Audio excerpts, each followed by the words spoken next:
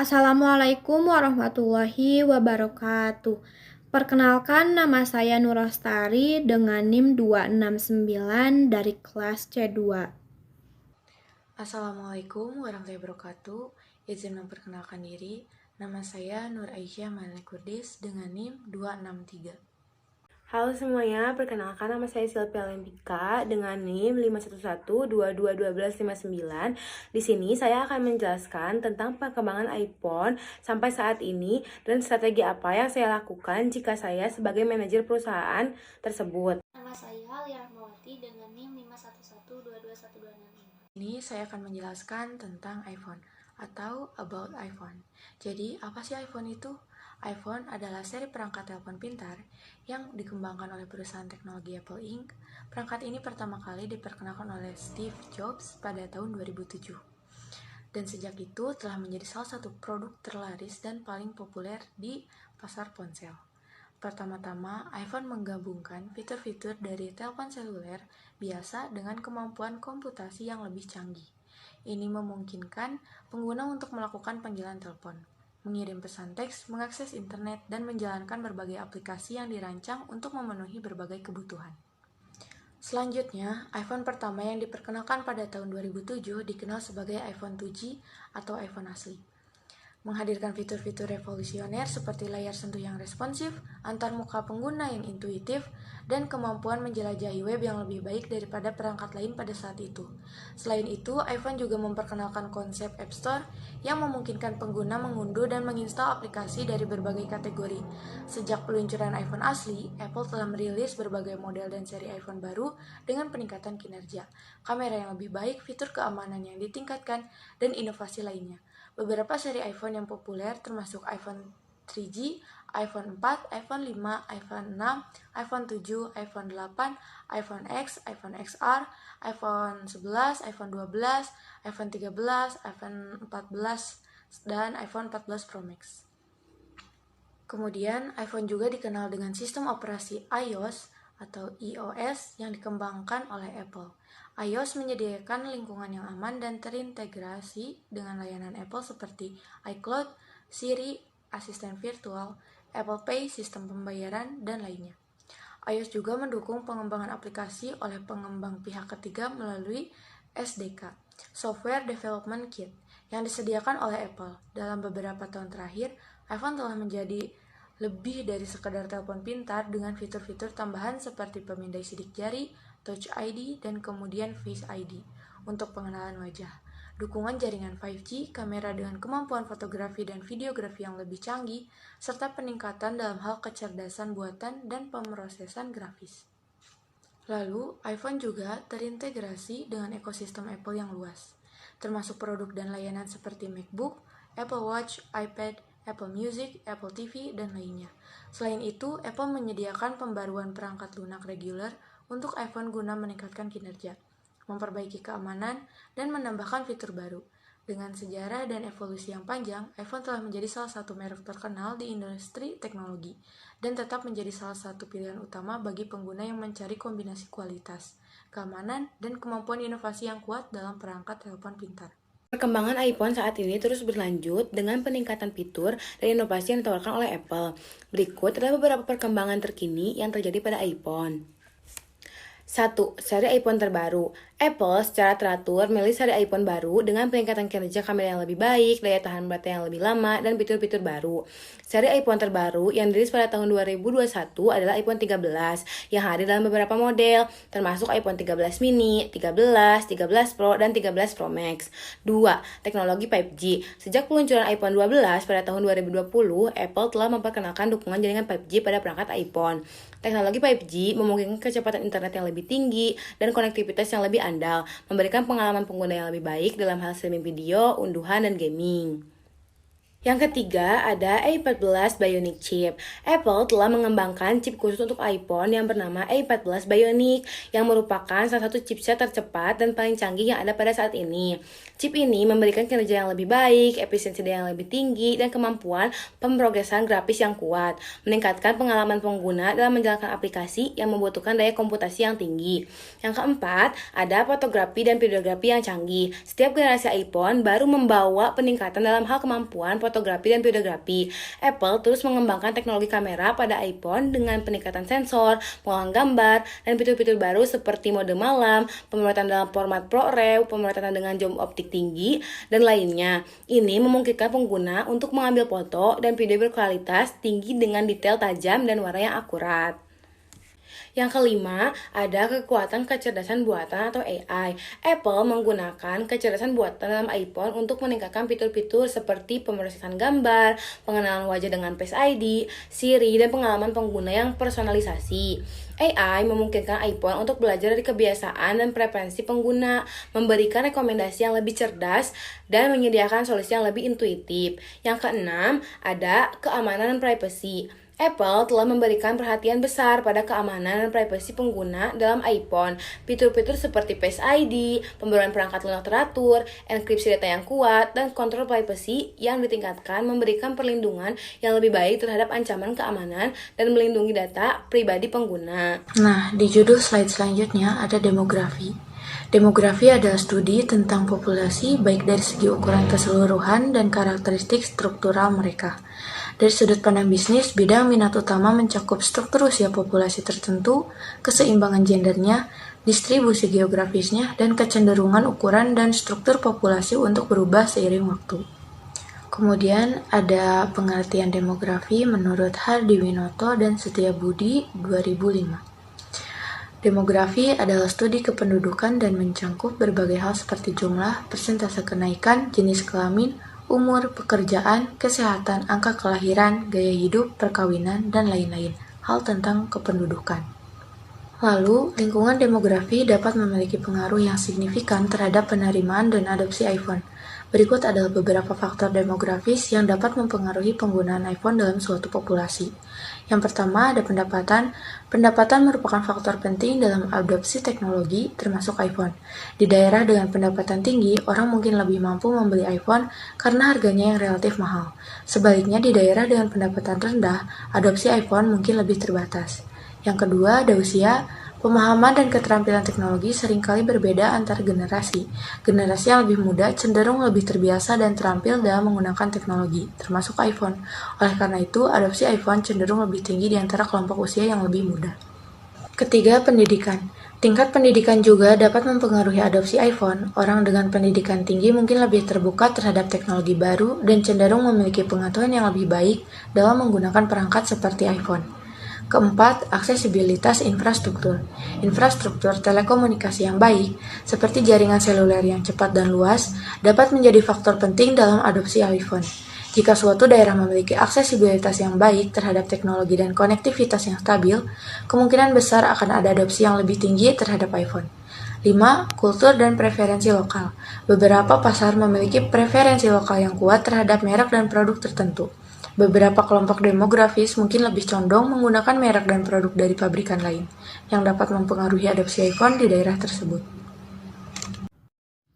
Di sini saya akan menjelaskan pengaruh lingkungan sosial dan pengaruh lingkungan budaya terhadap iPhone. Lingkungan sosial meliputi demografi dan preferensi pelanggan. Lingkungan sosial mencerminkan tendensi sosial terhadap mana suatu bisnis terekspos. Demografis atau karakteristik dari populasi berubah sejalan waktu. Yang pertama ada status simbol. Nah, apa sih status simbol itu? Saya jelaskan. Status simbol di iPhone dianggap sebagai status simbol yang menunjukkan keberhasilan dan kecanggihan.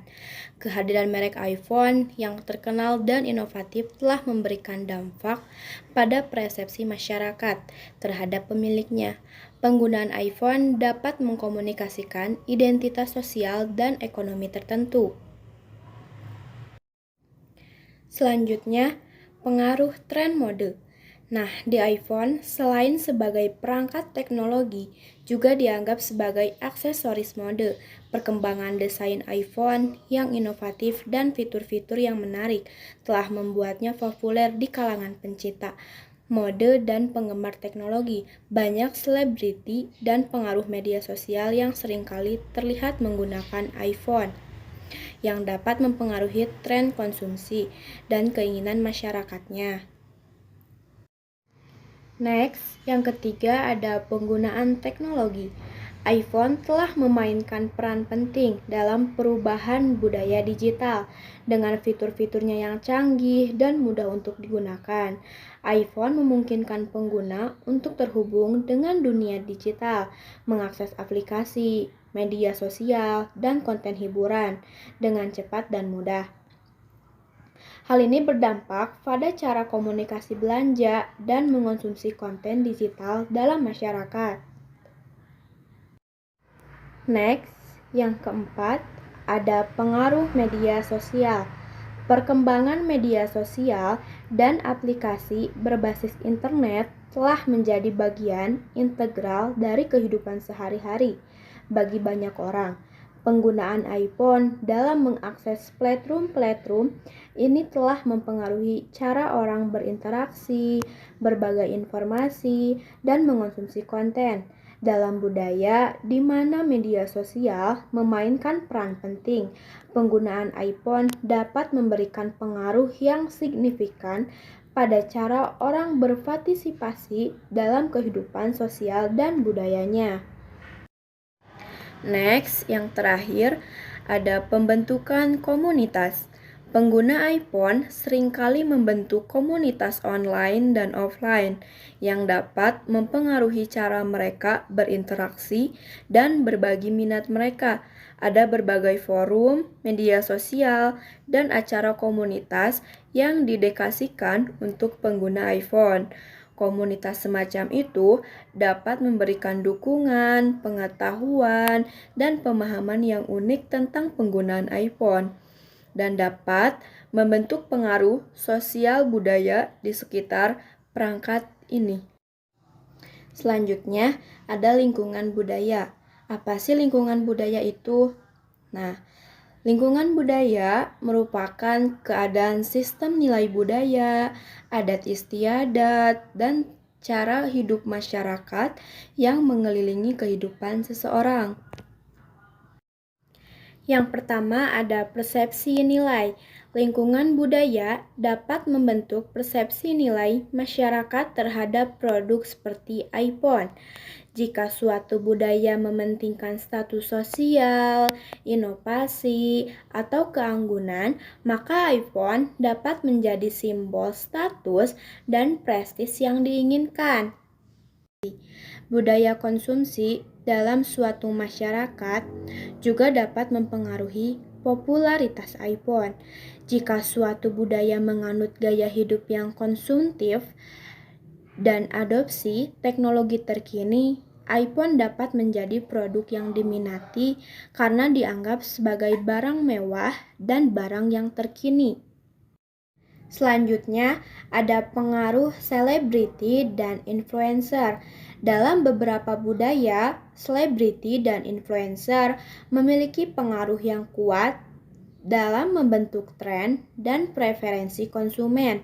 Jika selebriti atau influencer yang populer menggunakan iPhone dan mengaitkan diri mereka dengan merek tersebut, hal ini dapat meningkatkan minat masyarakat terhadap iPhone. Dan yang terakhir ada ketergantungan teknologi. Jika suatu budaya memiliki ketergantungan yang tinggi terhadap teknologi, seperti budaya yang kuat dalam penggunaan smartphone, maka iPhone menjadi pilihan yang populer karena dianggap memiliki kualitas dan fitur yang lebih baik. Saya akan menjelaskan mengenai teknologi. Menurut Basu Swasta, teknologi adalah ilmu pengetahuan yang mempelajari manfaat di bidang manufaktur dan industri. Teknologi sebagai jumlah pengetahuan tentang cara dan metode produksi barang dan jasa. Teknologi memiliki pengaruh yang signifikan. Pengaruh utama iPhone adalah inovasi produk. Perkembangan teknologi memungkinkan peningkatan performa, kecepatan, dan efisiensi perangkat iPhone.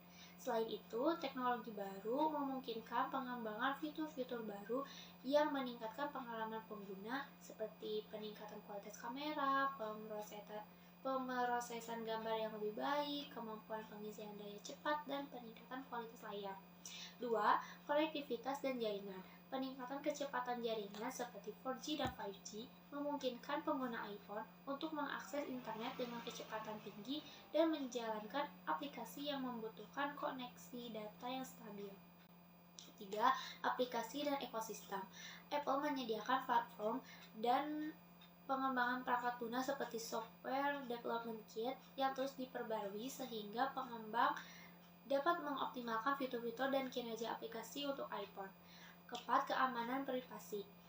Apple terus meningkatkan fitur keamanan privasi pada iPhone melalui teknologi enkripsi data, pengenalan wajah seperti Face ID, Touch ID, dan mekanisme keamanan lainnya. Berikutnya mengenai etis.